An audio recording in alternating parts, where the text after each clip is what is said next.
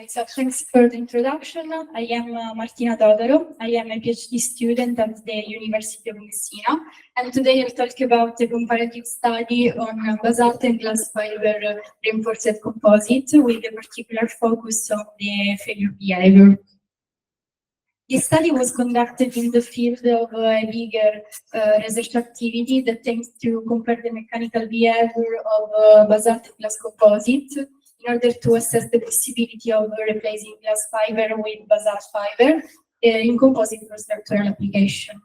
I have already presented at the European Conference on Fracture the results related to the basalt characterization performed using the energy methods like thermographic method and static thermographic method. And in the coming month, we are going to present the results related to the glass. In this presentation, I am already showing the preliminary results of sustainability studies and the numerical modeling. So why this activity? In the scientific scenario of the latest years, the glass fiber has become more and more common, especially for application like marine and wind energy sector. But the drawback of this material is its environmental impact, starting from the production up to the end of the life. So in the light of this consideration, the basalt fiber has been proposed like an eco-friendly material, especially because it is produced using a natural resource that is the basalt rock. So here there are the preliminary results of the life cycle assessment. We can see that it seems that the basalt offer some advantages, especially in the production phase. Additionally, the literature indicates that the basalt is about 30, the cost of the basalt is about 30–50% of the glass fiber. And also in terms of density, modulus, and tensile strength, we have competitive features, if not superior to the glass. But we are working in a design perspective. So for us, it is too important to know the failure behavior of these materials. And the aim of this presentation is showing that the basalt offers also more advantageous failure properties.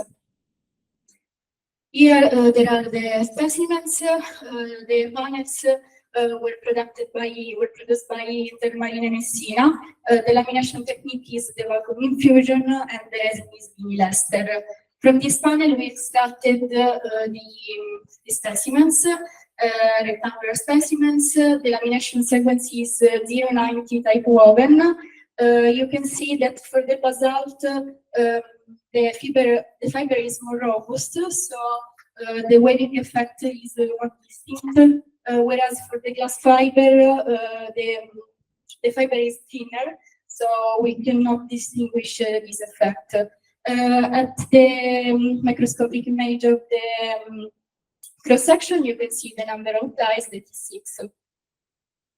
For the experimentation, we used a servo-hydraulic clone machine with a load cell of 250 kilonewton, and the thermal behavior of the specimen was monitored by an infrared camera. In this presentation, I just talked about the static tensile test that is performed in displacement control of 2 mm/min speed of the cross-cell. So here there are the stress strain curve. You can see that for the glass one, we have the typical brittle behavior. Instead for the basalt fiber, the curve is not increasing until the failure, but we have a first load loss and then a load drop followed by other fractures on the external part of the specimen. You can see that the basalt first load loss is about 270 megapascal. That is a lower value compared with the breaking of the glass. But in terms of overall strength, we have that the basalt offers better performance with a greater elongation. But our consideration are related to the first delamination, so we consider as breaking the first delamination of the specimen for the basalt. That is about 375 megapascal, and for glass 295 megapascal.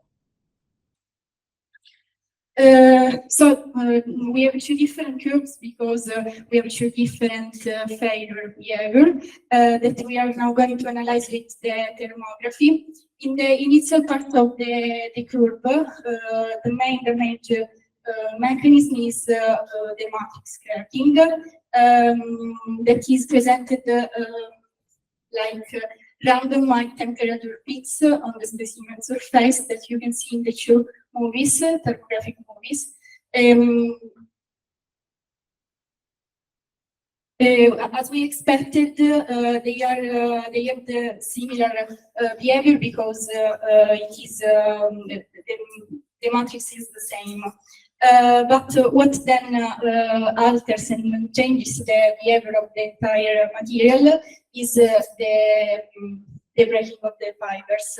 So let's look at the basalt fiber failure. As I said, we have two moments in the curve. The first loss is related to a fibers breaking, as you can see in this movie.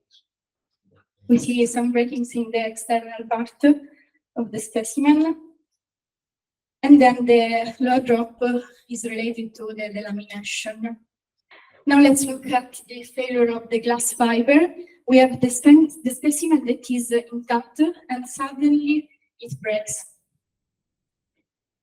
Our breakings is at the clamping, that is or the upper clamping or the lower clamping, and it is accepted by the standard. Here there are the real photos. We have the breaking in the external part of the specimen, and then more type of delamination. We have the warping of the external ply or the detachment of the external ply until the detachment of all plies.